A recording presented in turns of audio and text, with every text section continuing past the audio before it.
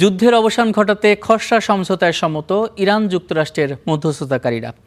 ইরানের সঙ্গে একটি সম্ভাব্য চুক্তি সম্পর্কে চূড়ান্ত সিদ্ধান্ত নেওয়া হবে বলে জানিয়েছেন মার্কিন প্রেসিডেন্ট। তবে আলোচনায় অগ্রগতি হলেও ট্রাম্পের কথার উপরে আস্থা রাখতে পারছে না তেহরান। ইরানের পররাষ্ট্র মন্ত্রণালয় বলছে, বার্তা আদান প্রদান অব্যাহত থাকলেও এখনও কোনো চূড়ান্ত সিদ্ধান্ত নেয়নি তেহরান।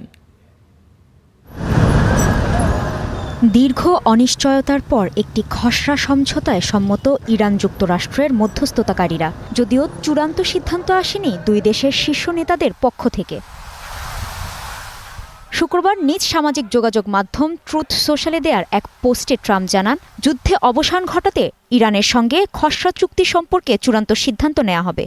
ইরানকে অবশ্যই সম্মত হতে হবে যে তারা কখনোই পারমাণবিক অস্ত্র বা বোমা তৈরি করবে না। হরমুজ প্রণালী অবিলম্বে উন্মুক্ত করতে হবে। উভয় দিকেই কোনো টোল ছাড়াই অবাধ জাহাজ চলাচল করতে দেয়া হবে। সেখানে যদি কোনো জলমাইন থাকে সেগুলো সরিয়ে ফেলতে হবে। ট্রাম্প তার বার্তায় আশ্বাস দেন, ইরানের বন্দরগুলোর ওপর মার্কিন নৌ অবরোধ খুব শীঘ্রই পুরোপুরি প্রত্যাহার করে নেওয়া হবে। এদিকে ওয়াশিংটনে মার্কিন পররাষ্ট্রমন্ত্রী মার্কো রুবিওর সঙ্গে শান্তি চুক্তির অগ্রগতি নিয়ে বৈঠক করেছেন অন্যতম মধ্যস্থতাকারী দেশ পাকিস্তানের পররাষ্ট্রমন্ত্রী ইসাক দার। তবে আলোচনায় অগ্রগতি হলেও ট্রাম্পের কথার উপর আস্থা রাখতে পারছে না ইরান। দেশটির পররাষ্ট্র মন্ত্রণালয়ের মুখপাত্র ইসমাইল বাঘিরি জানান, চুক্তি নিয়ে এখনও কোনো চূড়ান্ত সিদ্ধান্তে পৌঁছায়নি তেহরান। এর আগে ট্রাম্পের বার্তা নিয়ে সন্দেহ প্রকাশ করে ইরানের পক্ষে প্রধান আলোচক মোহাম্মদ বাঘের গালিবাফ।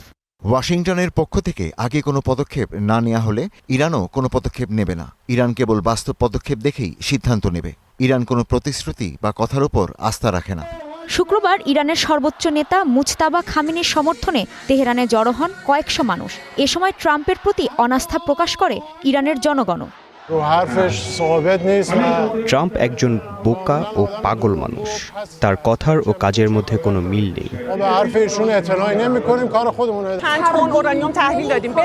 আমরা ট্রাম্পের কথার উপর কোনো বিশ্বাস বা ভরসা করি না। তিনি বারবার প্রতিশ্রুতি ভঙ্গ করেছেন। আমরা আমাদের সমৃদ্ধ ইউরেনিয়াম হস্তান্তর করব না। যদি ইরানের সঙ্গে যুক্তরাষ্ট্রের নতুন চুক্তি স্বাক্ষরিত হয়, তবে যুদ্ধবিরতির মেয়াদ আরও 60 দিন বাড়বে। তবে যুক্তরাষ্ট্রের কিছু শর্তে এখনও একমত হতে পারছে না ইরান। কাজী শাহরিন, স্টার নিউজ।